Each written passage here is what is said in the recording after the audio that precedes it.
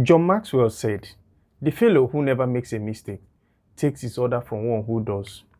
Mistakes are very, very essential for growth. Hi everyone, you're welcome to my platform. I'm Ifeanyi Chukwani, and last week I couldn't upload a video because I was so busy. I'm so sorry about that. But this week I actually want to talk about an interesting topic: how the destiny of Africa lies on Nigeria. You know, when you leave this continent, as you leave the African continent and you find yourself in North America, Europe, Asia, or any part of the world, nobody's going to see you as a Ghanaian or a Senegalese or a Nigerian or a Zambian. They will all see you as an African, and that is who you are.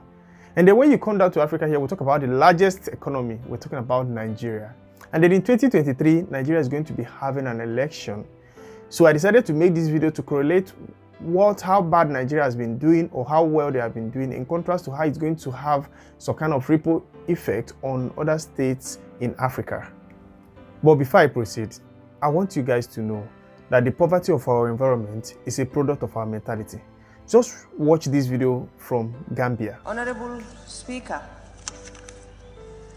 I think looking at the Honorable Minister's statement and looking at the budget, I think that our government does not love this country.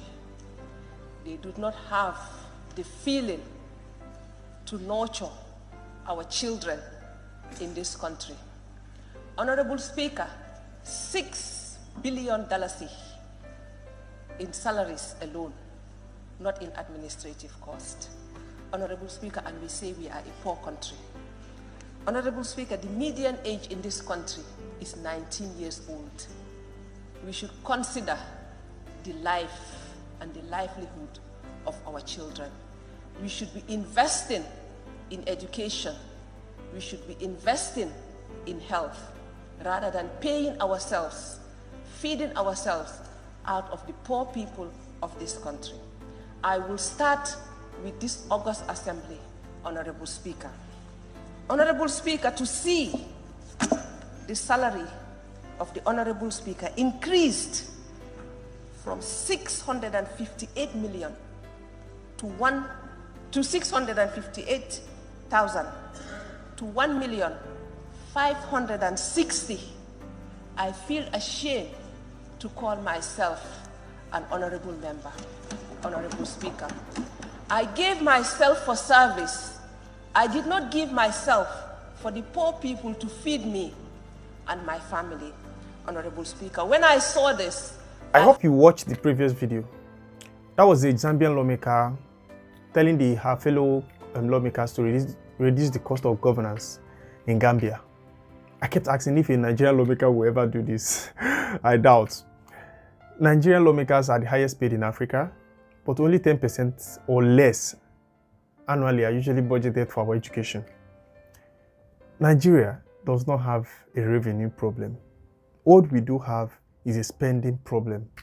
And then if we continue this way, then we're actually going to lose our spot as the big brother of Africa, because there is no much we are doing in order to uphold the African continent, in contrast to what other smaller nations in Africa are doing.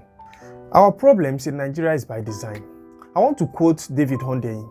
He said, "The Nigerian system sees broad-based wealth accumulation as a threat to the political vision of our leaders." And what is the political vision of our leaders?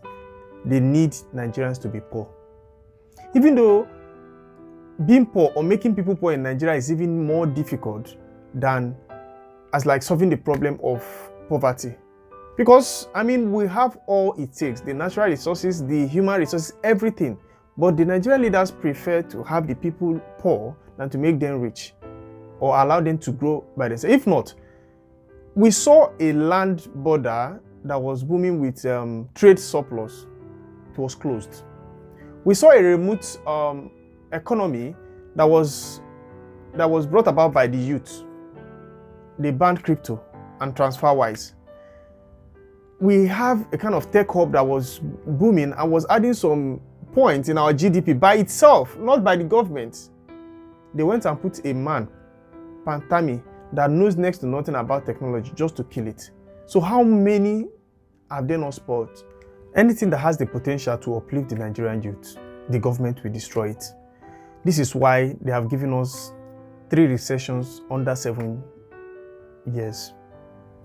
For the past 8 months, students were at home because the government does not value education. The other day, I listened to a Nigerian politician complaining about the fact that Nigerians are living in droves. Skilled Nigerians, not just Nigerians. And do you know what? They are happy. They know about it.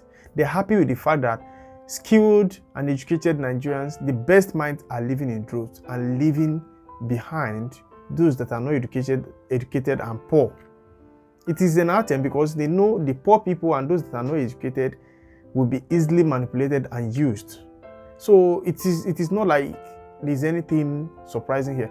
But my problem is, when you have the giant of Africa having this brain drain, how much more what will happen to others? Because in 2023, we're going to be having an election.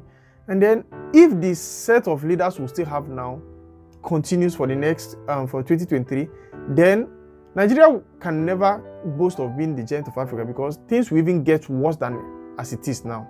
First, they came for our doctors, came for our nurses, and now they are coming for our teachers.